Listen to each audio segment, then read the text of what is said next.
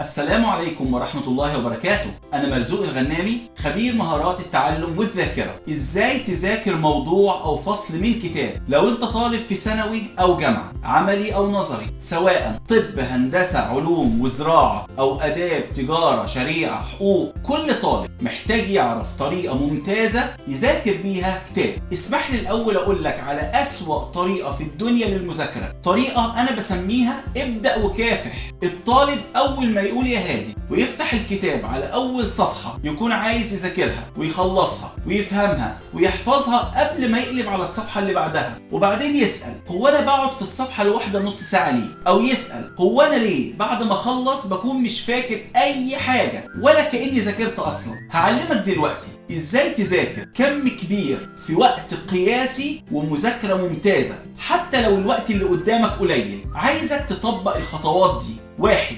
استخرج العناوين الرئيسية. اقرأ أول فقرة في الفصل وآخر فقرة، ولو لقيت ملخص أو أسئلة في نهاية الفصل اقرأها كويس جدا. أي أشكال توضيحية خد نظرة سريعة عليها، وبعدين حدد كام عنوان رئيسي موجود في الفصل بس، مش عايزك تعمل أكتر من كده. 2.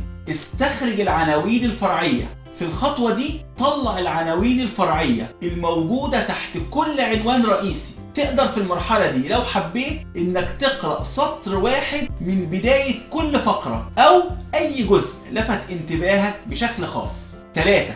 استخرج التفاصيل الرئيسية. بعد ما كونت صورة عامة عن الفصل هتحتاج تدخل في التفاصيل. دلوقتي اقرأ الفقرات الموجودة تحت كل عنوان فرعي، وهقول لك على ملاحظتين هيساعدوك جدا على الفهم والاستيعاب. اولا، دور على اهم جملة او جملتين يكون فيهم خلاصة الفقرة وحط تحتهم خط. ثانيا، اشرحهم لنفسك او لغيرك بكلماتك الخاصة.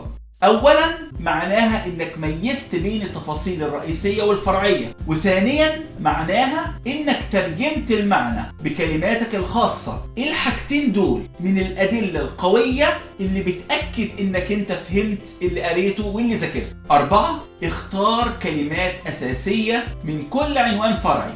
بعد ما حددت اهم الجمل اللي بتلخص مضمون الفقرات، عايزك تختار كلمة مميزة جدا من كل جملة. يعني من كل عنوان فرعي طلع كلمتين أو 3 بالكتير يفكروك بمضمون الفقرات اللي انت ذاكرتها. 5. اعمل خريطة ذهنية للفصل.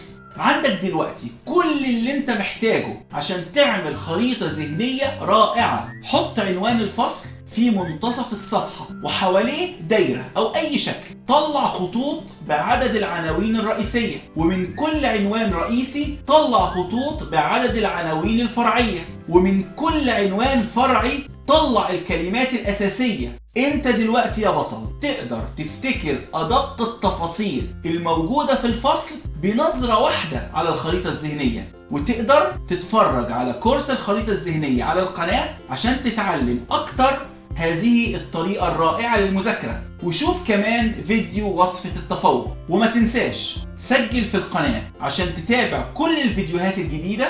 وهتلاقي في الديسكريبشن أسفل الفيديو رابط الموقع الشخصي www.marzuqelghannami.com، وهتلاقي فيه مجموعة كبيرة من أهم الموضوعات اللي تهم كل طالب.